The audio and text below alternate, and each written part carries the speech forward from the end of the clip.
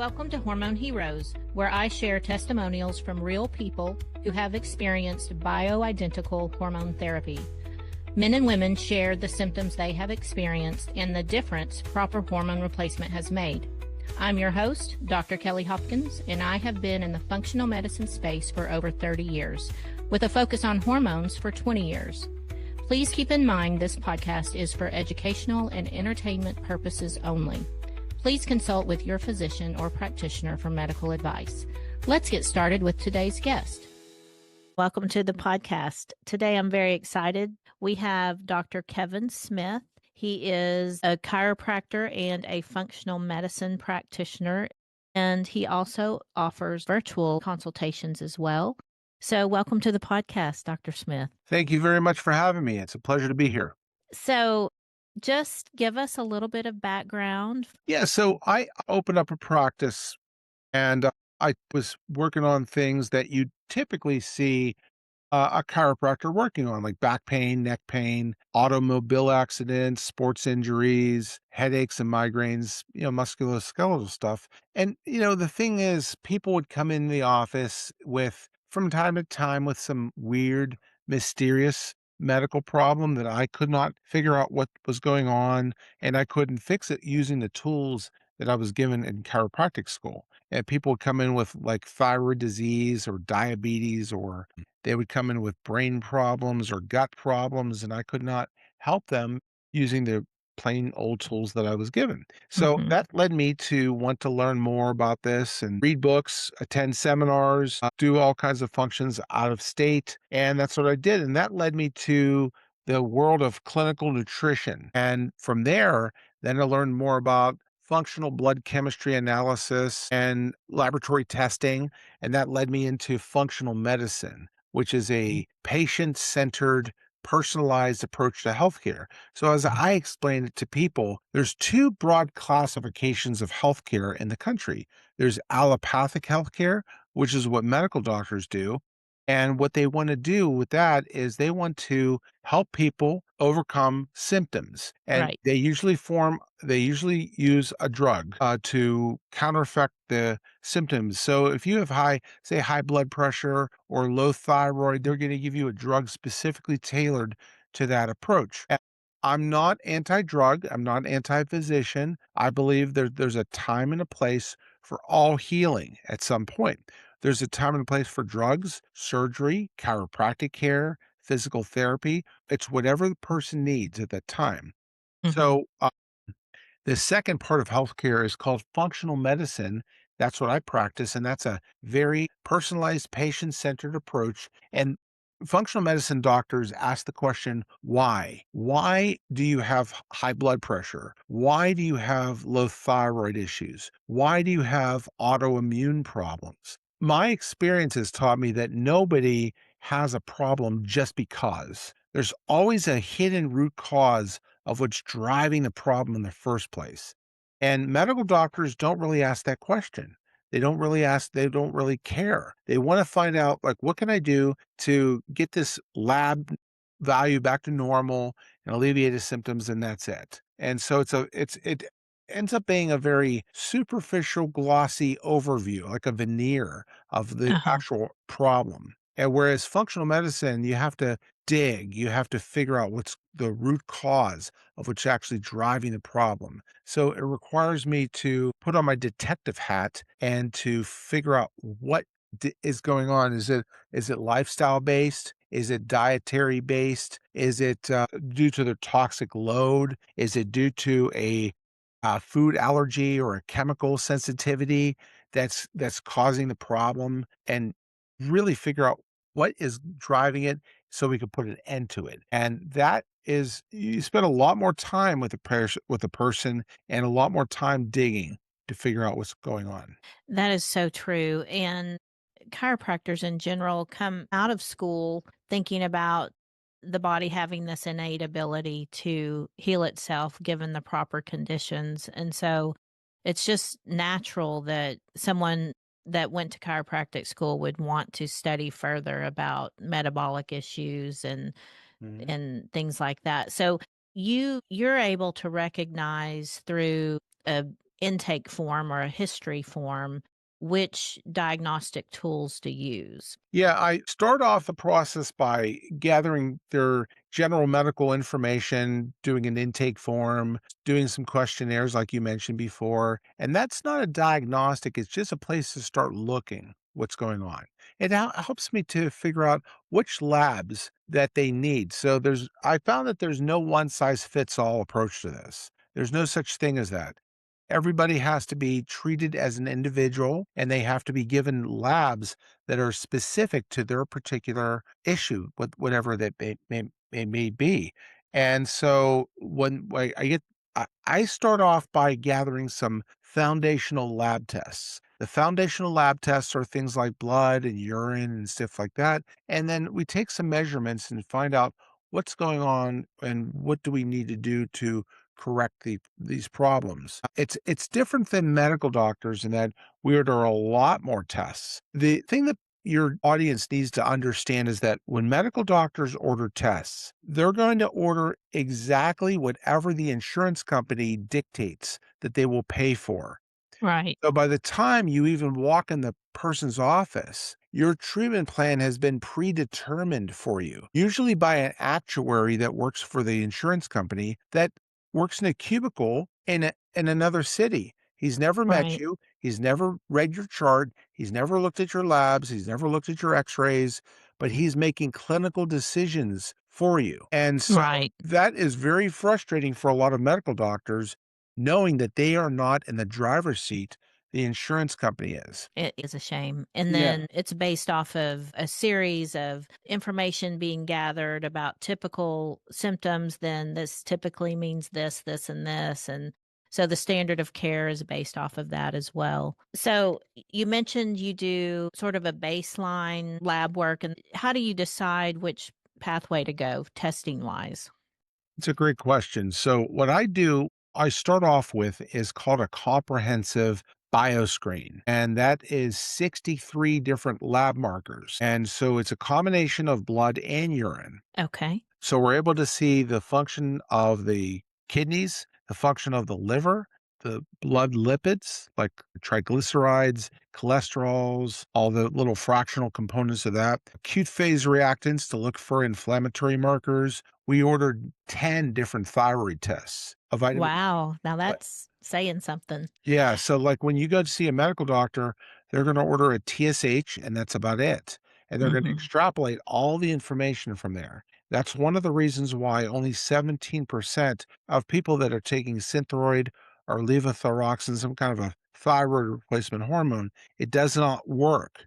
It only works about 17% of the time, does not work 83% of the time. Right. So they don't get enough information. They order very, very, very small amounts of lab tests. And again, those lab tests are determined by the insurance company, not by your medical doctor. Your medical doctor wants to order more tests, but they can't because their hands are tied behind their backs. Whereas if you work outside of the insurance realm, you can do whatever you want. So So your testing is cash based. yeah, we have ways of making it very, very affordable. So, for example, with the comprehensive bioscreen, if we ran it through insurance, it's about $2,500 worth of tests. We could do it for $400, and that That's includes great. the That's great phlebotomy pricing. fee. It includes two different consultations with me and my team, and an analysis of all of your lab markers. It's a hell of a deal. If you take the middleman out, you eliminate the insurance company and remove them from the equation, it's actually very, very affordable. So we mentioned that you have a brick and mortar office in Bethel, but you also are able to do all this blood and urine testing virtually. That's correct. So Uh, we work with what's called a professional co-op. And a professional co-op, as you know, is a company that negotiates a cheaper cash discounted price for folks, no matter where they live. As long as they I think the company that I work with works with LabCorp, but there are certain professional co-ops that also work with Quest Diagnostics. And so mhm. wherever that there's a major lab like that in your town, all you have to do is uh, I'll email the requisition form to a person, then they Mhm. take that to the LabCorp, They give it to the person that checks them in. They see a code at the top of the page, and that shows all the lab tests that I want done. And so no Wonderful. matter where that you live, you can get access to this stuff. It's really, really cool. So, someone that lives out in the country somewhere in the middle of Ohio, let's say, if Mhm. they can get to a decent sized city, they can have these labs drawn. Yeah, like most towns have labs. Most towns Yes. have a lab core or a Quest or some place like that. Uh-huh. As long as they have a place they could draw blood and collect urine, you're in business. You're in business. Unless you're like in the Arctic Circle, you're Are you limited to the United States? Because we do have listeners all over the world. I would say yes, just Okay. because, other countries have different ways that they have labs, and I don't want to get in the middle of, like, customs and all that kind of business. Sure. But you would be available for a consultation Yeah, to yeah, someone anywhere in the world yeah. because you could advise them on what they would need to ask their doctor to Exactly. So, draw. Okay. yeah, absolutely. But people in the lower 48 states, they can speak to me via phone or internet or whatever's the most comfortable. Okay. Wonderful. You don't have to be physically present. Like if you went to a chiropractor or you went to a physical therapist, you would actually have to be physically present to get the therapies. It's a physical modality. Right. Whereas functional medicine can be done through the internet or through the phone. Yes, that's the great thing about the internet. His website for functional medicine is metabolicsolutions.net, and on that he offers a free online quiz and a free 15-minute consultation with Dr. Smith. So you could see if what he had to offer would be worthwhile to you, and I'm certain it would be. So, back to the biomarker tests, you mentioned 10 different thyroid tests. Mhm. I know you're probably looking at all the comprehensive stuff, kidney function, liver function, all those, and then you mentioned inflammatory markers. Was there anything else we needed to highlight there before we moved on? Well, I would just say that, like, looking at the totality of a person's physiology, you want to look at the entire metabolic landscape. You want to see how the liver is functioning, how the kidneys are functioning, if how their iron cycle is functioning, if they have any kind of anemia problems that could lead to decreased energy. A lot of women, childbearing age women that are going through menses once a month, they lose some blood and that leads to an energy drain because you can't get energy throughout your body without oxygen. That's what anemia is. So let me take a step back. When I'm looking at thyroid issues, there are problems that are related to your thyroid that medical doctors rarely check. What I call triggers or things that are related to thyroid physiology but aren't in the thyroid itself. Things like anemia, blood sugar problems, cortisol issues, that regulates your fight or flight response, sex hormones, meaning estrogen, progesterone, testosterone. Remember, boys and girls make both, and they have to be Mhm. in the right amount for your gender and for your age. Chronic inflammation and oxidative stress, GI problems, food allergies, chemical sensitivities, and unresolved viral loads like Epstein-Barr virus, cytomegalovirus, and even herpes. All of that stuff could throw off your thyroid function. Cause Right. a problem, and medical doctors simply don't look at all that stuff. Additionally, in the United States, the number one cause of low thyroid problems is Hashimoto's disease. Right. Hashimoto's is an immune system issue where the immune system or your body's defense system is actually attacking and destroying your thyroid gland. 90% of everybody that has thyroid issues in the United States, it's due to Hashimoto's disease. That's 9 out of every 10 people. That's a lot. Outside of the United States, it's due to low iodine or iodine deficiency. We don't have that problem as Americans because we put salt on everything. Right. And right? our salt is iodized It's most of the iodized time. salt, exactly. So Yeah. it's due to an immune system issue. So realistically, if your thyroid is messed up, you need to find out if you have an immune system issue that's beating up your thyroid gland. It's an immune system issue, not a endocrine issue. So do you do a lot of food sensitivity testing once you find out Hashimoto's is a problem? Yes, I do. So I use a lab called Meridian Valley Food Safe 95, and they give me a full color report, and it shows me how reactive that the body is to certain foods. So the more reactive that your body would be, the more sick that you'll get if you're exposed to that food. I did this test on myself and I have a problem with dairy. I have a problem with some grains, with crab meat, and with almonds. And that made me feel very sad because I love to eat crab. A lot of times, do you find food sensitivities can come about if we are ingesting them over and over and over? I found that people could unwittingly eat something they think is perfectly fine, no problem at all, and they have a severe reaction to it. So, Mhm. for example, I had a gal, she was 20 years old. Her mom brought her to me because she had fibromyalgia. She had chronic pain.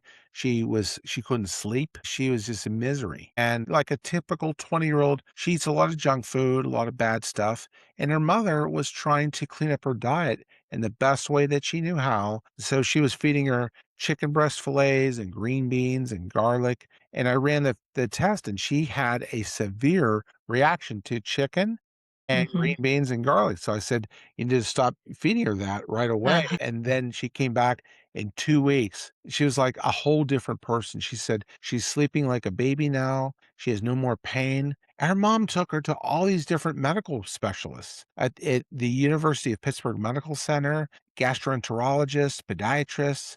She took her to pediatricians. She took her to rheumatology, all these different people that just wanted to put her on drugs, more and Mhm. more and more drugs. And she did this test, and but lo and behold, I solved the puzzle really quick. She had some food sensitivities. It's very, very common for people to have dairy, and why is that occurring? I can speculate. I think it's because the food industry has been meddling with the foods that we eat. Like when I grew up as a kid back in the 70s, they didn't have the food industry playing around with basic wheat and when they're making bread, but they use GMOs and they use genetically modified this and that and the other to make breads softer and cupcakes lighter and fluffier and make things more appealing for people. Again, this is based on economics. It has nothing to do with what's best for you as a person. Very true. And I grew up with the understanding that cow's milk was meant for baby cows. And it's no wonder that a lot of humans have issues with dairy. Yeah. And the Meridian Valley, is that a serum test or a blood spot test or? It's a blood spot test. Thank Okay. you for bringing that up. So what you do is I give you a lab kit, or we drop ship a lab kit to your home, and you prick your finger and you express some blood drops onto a test card, and then you mail it into the lab. And what they do is they measure how reactive that your blood would be to 95 different food antigens. And the more reactive you are, the more you need to stay away from that particular food, whatever it may be. I've had people that have reactivity to pineapple or Mhm. green beans, or you reserve the right to have more than one problem. So whatever it may be, you stay away from that. Talking about foods, do you dive into gut issues pretty deep with stool testing or what how do you look at that? Yeah, so for stool testing, I've experimented with a lot of different types of tests, and I've kind of settled on the GI map test. Mm, The GI map test takes a small sample, about the size of a Hershey's Kiss, and they measure the ecology of the what's called the microbiome in mhm, your gut. That's the bacteria that lives in your gut. This is super important. So you have friendly bacteria and you have unfriendly bacteria. And the analogy that I can use for this is kind of like a flower garden. So if you plant flowers in your garden and if you ignore the garden for a few months, what is going to grow in the garden? Weeds. Weeds, exactly. Yeah. The weeds are going to compete with your flowers for a finite supply of natural resources, food or soil or moisture or sunlight or whatever. And eventually, if you continue to ignore it, the weeds are going to overtake the flower garden and start to grow out of control. But if you pull the weeds out by the root periodically and you plant more flowers to choke out the weeds, you're going to have a nice, beautiful flower garden.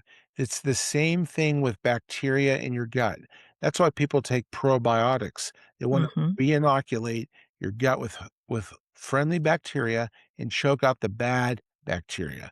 But the GI map will quantify that and they'll show you exactly how many good species of good quality bacteria you have versus bad. If you are prone to a yeast infection, if you have a parasite, how's the absorption of your nutrients doing? What kind of antibiotic resistant strains of pathogenic bacteria are growing in your gut? So it gives you a ton of really good information so you can make some really wise decisions about that. Yeah, and I don't think people realize that after you take one round of antibiotics, it takes your microbiome 5 or 6 months to recover on its own. So it's That's a good always point. good to follow up an antibiotic use with a good probiotic. Just a little clinical pearl there. How about it? Let's talk about adrenal fatigue. How do you address that? Well, the first thing I would do with that is I would want to take a measurement to see exactly how bad it is. And so for adrenal function and specifically for cortisol function, I do what's called a Dutch test. Dutch is an acronym that stands for dried urine testing for comprehensive hormones. There are other companies that will do it via saliva, but Mhm. I use a urine test. And so what it does is it shows me the rhythmicity of cortisol secretions out of the adrenal gland and the brain and as it hits the pituitary gland. So the amount of cortisol that your body naturally produces kind of resembles a sliding board. It's the highest in the morning when you first wake up, and then it eventually continues to drop. Cortisol has an inverse relationship with insulin. So when insulin it goes up, cortisol goes down. When cortisol goes up, insulin goes down. Go back and Mhm. forth with each other. So when you are sleeping, right before you wake up in the morning, your insulin level is the lowest level throughout the 24-hour cycle. So when you eat, you're breaking your fast. That's what breakfast is. And so when you eat, your insulin goes up and your cortisol continues to go down throughout the day. But for people that have abnormal cortisol patterns, the Dutch test will pick up on that and it'll show that at certain times of the day, your cortisol secretions are too high or they're too low. And there are certain supplements that I can prescribe depending upon how you show up on that test. So, just for the listeners that might not know you even had adrenals, they're little glands that sit on top of the kidneys and they produce our stress hormones, cortisol, but they also produce our adrenaline for that fight or flight response we feel. And they can get tired. And the reason we like to test the adrenals is because, especially someone that has dealt with chronic stress or long term stress or even inflammation, things like that we've been discussing, it it kinda helps bring a full picture into what else might need the adrenals get tired, and they need a little support, and you probably have a wonderful adrenal protocol that you use when you see that. Yeah, I mean, so let me elaborate on what you just said. So when the tiger is chasing you through the jungle, in order to survive, you have to run away from a threat or you have to face and fight it. So your fight or flight response of your autonomic nervous system is there to protect you and save a life. So when the tiger is chasing you, it causes your pupils to widen, it causes blood to pump to your extremities, it causes digestion of your foods to stop entirely. But when the danger is over, the fight or flight mechanism should come back to normal.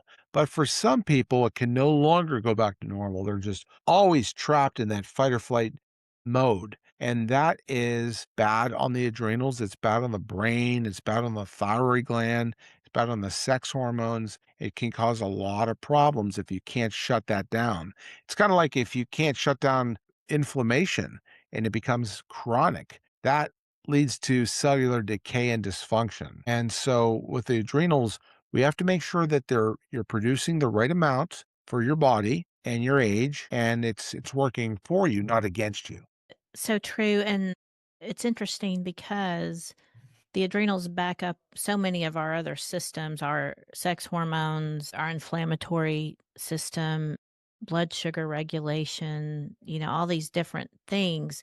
But a lot of people can make it through menopause and andropause if their adrenals are healthy. It's a double whammy if you're going through menopause or andropause and your adrenals are fatigued as well. You really have a completely empty gas tank. So Yeah. I'm sure that's something you see quite a bit too. Yeah, the one of the things that's really important to mention is that there's no one test that's going to give a clinician 100% of all the information out there. So it's sometimes required to do multiple tests, but they can be broken up and done over time. They don't have to be done all at once. It is smart to do them all of your testing within a certain amount of time so that the doctors can make some clinical decisions regarding your health, but you don't have to do everything at the exact same day. You can break it up into little chunks and come away with information that would work for you,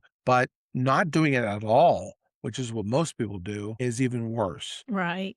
Let's talk for a second about insulin resistance because, especially with all the new GLP-1 medications, semaglutide, tirzepatide, all the different GLP-1s.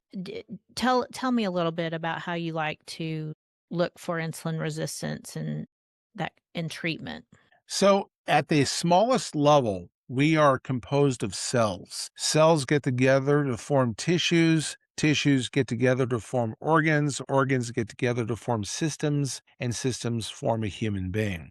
But at the smallest level, we're composed of cells. The cell has a cell membrane. And the cell membrane's job is for gases to escape the cell and to go into the cell, like oxygen versus carbon dioxide. They can metabolize those gases. They also have to cause waste products to leave the cell and get expelled from the body. They can also have to have nutrients leave the cell, and all of that takes place through the cell membrane. So the cell membrane controls a ton of stuff about what goes in and what leaves the cell. Under chronic stress or chronic inflammation, you degrade the cell membrane a lot. And so you can't get bad stuff out of your cells. You can't get good stuff into your cells. And as a result of that, you have a problem making energy with in your body. It used to be thought that insulin resistance was due to eating too many sugars, but Mhm. now upon a deeper dive, it's confirmed that it's due to other stuff like chronic inflammation and oxidative stress. And so it's very, very important that you are paying attention to how much inflammation your body is producing and take steps to reduce that all the time. Otherwise, you're going to end up in a bad way.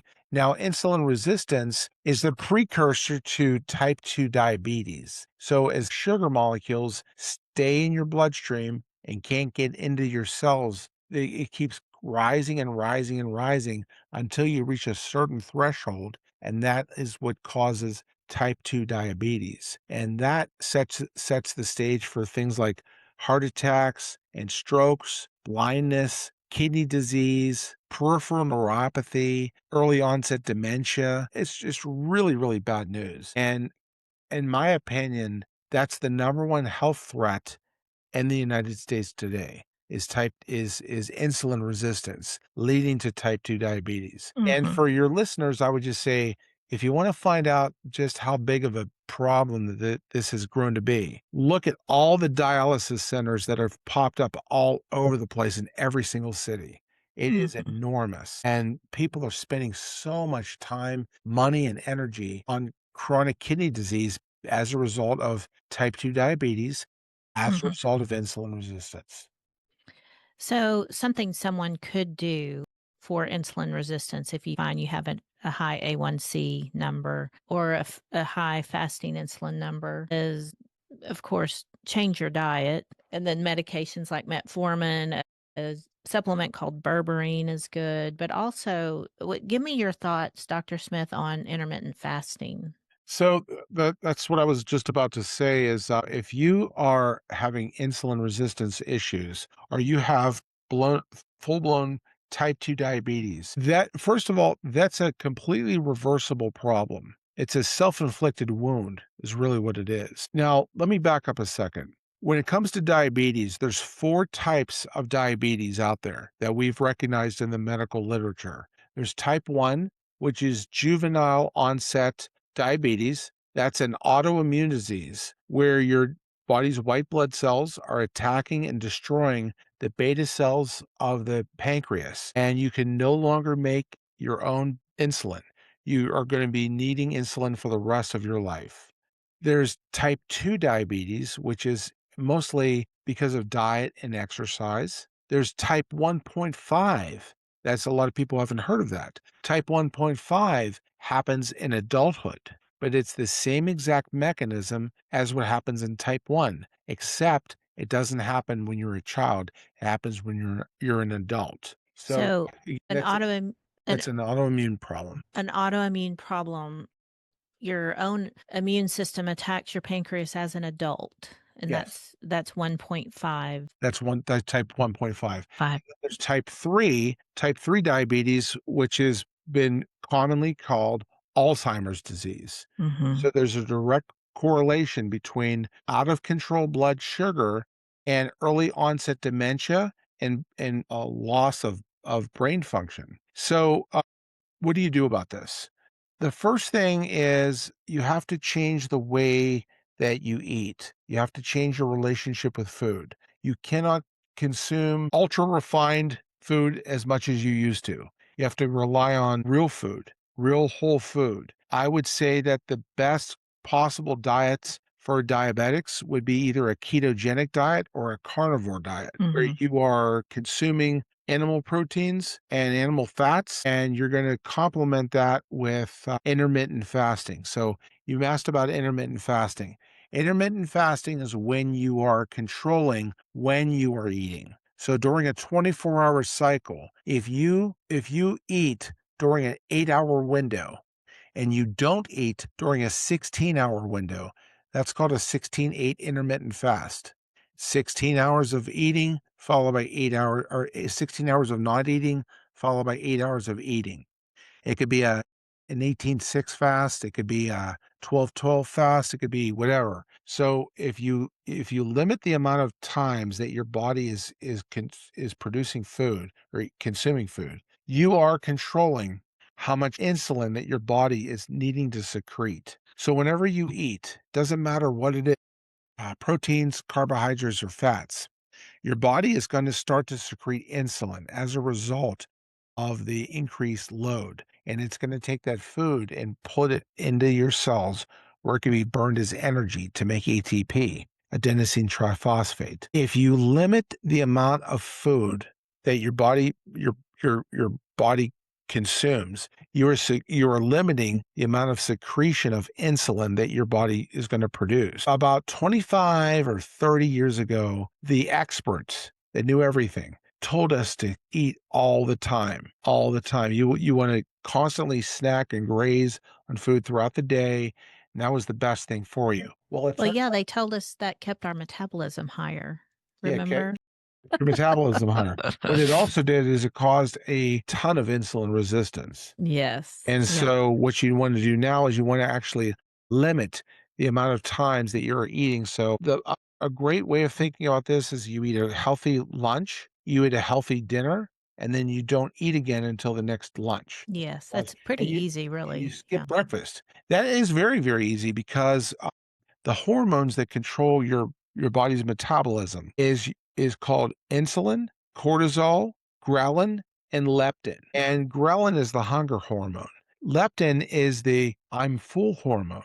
So when you're hungry all the time, your body is secreting a lot of ghrelin, and when you're full all the time, your body is secreting more leptin. Now, ghrelin is at the lowest level of the 24-hour cycle at 8 o'clock in the morning. So at 8 o'clock in the morning, your body is doesn't produce much ghrelin, and you're okay to skip breakfast. Ghrelin is the highest level of the 24-hour cycle at 8 o'clock at night. That's why you turn into a tyrannosaur in the evening.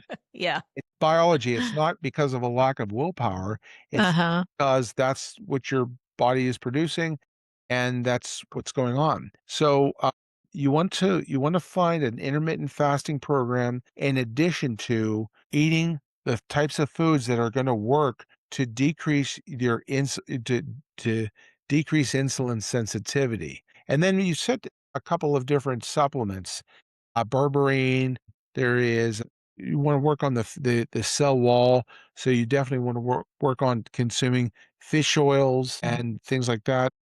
I would say cinnamon bark is a very, very good supplement that resensitizes insulin in your body. So anything that you do, I'm a bigger fan of just working on your food and your diet Mhm. than I am about just selling you a lifetime supply of supplements. Right. I Yeah. think that we should arrive most of our benefits via the diet and via the behavior. Is there anything else you'd like to touch on? Any other symptoms or health issues that we haven't touched on so far? Well, there's a lot. I would say that when a person is exhibiting signs of toxicity, liver toxicity, there's two different types of toxicity that your body produces. There's water soluble and there's fat soluble. Water soluble toxins are very easily excreted by your body every time you go to the bathroom, number one or number two, by the lungs or by the skin. You every time you sweat, every time you breathe out carbon dioxide, you are detoxifying your body. Fat soluble toxins are stubborn. They like to linger in the fat cells of your body, and they're very tough to get rid of. And how do you know if you're toxic? Well, there's telltale signs of this. People that have chronic joint pain, people that have chronic muscle problems like fibromyalgia, people that have brain fog or problems sleeping, falling asleep or staying asleep, they're exhibiting signs of toxicity. And I like to do a detox, a liver detox, about 4 times a year at the minimum, just to clean house and keep things moving. So what liver detox does is it turns fat soluble toxins into water soluble, and then you have no problem kicking them out of the body. That'll keep you going and it'll keep you healthy. That's a So great idea. yeah, so I would say there's gut liver detox. There's also a thing about gut detox, working on your gut and working on your body's ability to regulate your bowel transit times so you don't have constipation or diarrhea. You have normal absorption. There's a problem called leaky gut syndrome that Mhm. affects a lot of people, and that is the precursor for a lot of types of autoimmune disease. Mhm. So, but that can be they can be relatively easily corrected with a lot of people. Well, that's where your expertise comes in, Dr. Smith. I just want to reiterate where you can find Dr. Smith. He is at metabolicsolutions.net, and his brick and mortar office is called Chronic Conditions Center, and it's in Bethel Park, Pennsylvania. I think I was just saying Bethel earlier, but it's That's Bethel okay. Park. That's okay. Yeah, E- so as far as getting a hold of me, really the best thing to do would be to go to my website, read about what I have. There's a free health quiz available through metabolicsolutions.net where you can learn about what is bothering you and what do you want to do about it. So if you have a very, very high score and you need some help, the next thing to do would be to reach out to me via the contact page, and I'll set up a time where we can discuss your issues and what I feel would be the next best steps for you. If you scored like a moderate score, I would say that I'll put you on my nurture file, and I'll send you little pieces of information via email. And if you have a very minor issue, I would just say check me out online and check out my social media presence. That would be the best thing to do. I don't think that every single person needs to see me, but if you do, there's a mechanism for that as well. How do we find you on social media? Uh, I would say I have a presence on Instagram, on Facebook, X, LinkedIn, Pinterest, things like that. So you can definitely put the links on your page as well. And Yeah. but you know what? I if you do the test, I'll send you links from there too. And you can Okay, check me out. wonderful. The show notes will have all your social media links and websites and things like that as well. Well, Dr. Smith, this has been one of the most comprehensive podcasts I've ever done, so I appreciate that. It's been eye-opening to people to realize that with the proper testing and the proper guidance that a lot of things can be remedied without pharmaceuticals and those type of medications. So, is there any last thoughts you'd like to leave with us? When we go to school to study the body, it's very, very complicated. And there's a lot of pieces and parts. But as far as the general maintenance is concerned, it's relatively simple. If you want to make sure that you're paying attention to your diet, first and foremost, you want to make sure that you're paying attention to your levels of hydration and you're staying amply hydrated all the time. You want to make sure that you're getting plenty of sleep so that you're resting and replenishing your brain for work and for play the next day. You want to make sure that you're paying attention to your body. So your joints and your posture through chiropractic care and make sure that that's well taken care of.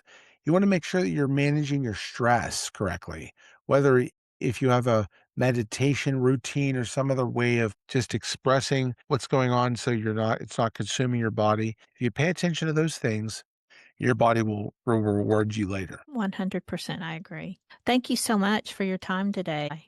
Thanks for listening to Hormone Heroes.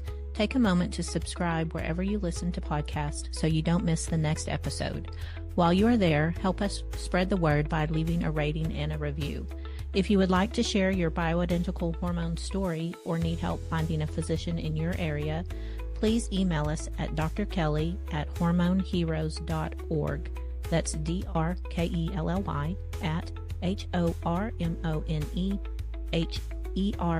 HORMONEHEROES.org. We want you to be a hormone hero.